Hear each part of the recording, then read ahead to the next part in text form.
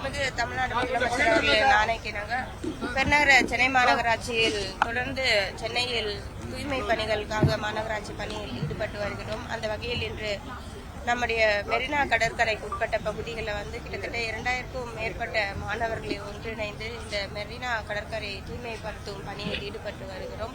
தொடர்ந்து சென்னை மாநகராட்சி சார்பாக லிவ் கிரீன் லவ் ப்ளூ என்ற தலைப்பில் பொதுமக்களிடையே விழிப்புணர்வு ஏற்படுத்தும் திட்டத்தில் மூலமாக ஒவ்வொரு மாநகராட்சி பூங்காக்களையும் விளையாட்டு திடல்களையும் கடற்கரைகளையும் மியூசிக் கான்சர்ட்டோடு இணைந்து அவேர்னஸ் கொண்டு செல்கிறோம்.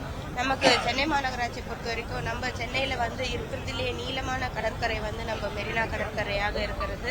இப்பேற்பட்ட கடற்கரையை பராமரிக்கிறது நம்மளுடைய கடமையாக இருக்கிறது. இன்றைக்கு சென்னை மாநகராட்சியில் இருக்கக்கூடிய எந்த பகுதியில் வாழக்கூடிய மக்களும் மெரினா கடற்கரையில் சனி ஞாயிறில் தங்களுடைய குடும்பத்துடன் இணைந்து இங்கு பொழுதுபோக்கக்கூடிய ஒரு நல்ல இடமாக இயற்கை நமக்கு அமைத்து கொண்டிருக்கிறது.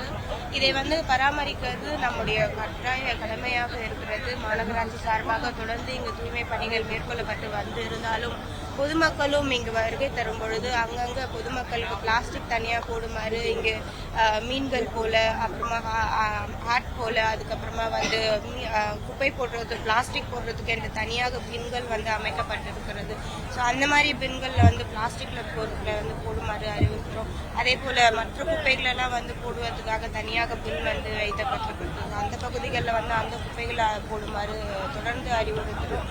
ஆனாலும் நம்ம மெரினா கடற்கரையை சுத்தமாக வைக்கிறது ஒவ்வொரு இண்டிவிஜுவலோட கடமையாக இருக்கிறதுனால வரக்கூடிய பொதுமக்களும் இதுல சென்னை மாநகராட்சியோடு இணைந்து இந்த வரக்கூடிய நாட்கள்ல நம்ம கடற்கரையை தூய்மையா வைக்க வேண்டிய கட்டாயமாக இருக்கிறது. தொடர்ந்து இந்த மெரினா கடற்கரை ப்ளூ பிளாகாக தமிழக அரசினால முன்னெடுப்பு ஏற்பாடுகள் நடைபெற்று வருகிறது. ஸோ அதற்காகவும் இப்பகுதிகளில் அந்த ப்ளூ பிளாக் நமக்கு கிடைக்கணும்னா அது சில கிரைட்டீரியா கண்டிஷன்ஸ்லாம் இருக்கு. ஸோ அந்த கண்டிஷனுக்கு ஏற்பாடு போல நம்ம தொடர்ந்து மாநகராட்சி சார்பாக இந்த பணிகள் நடைபெற்று வருகிறது.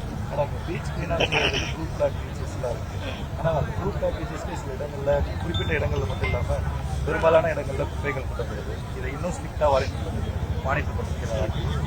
இல்ல இதற்கு முன்ன இந்த பகுதிகள்லாம் தூய்மை பணிகள் சாலையோரம் மட்டும் இல்லாம மணல் பகுதியிலயும் தொடர்ந்து தூய்மை பணிகள் நடைபெற்று வருகிறது.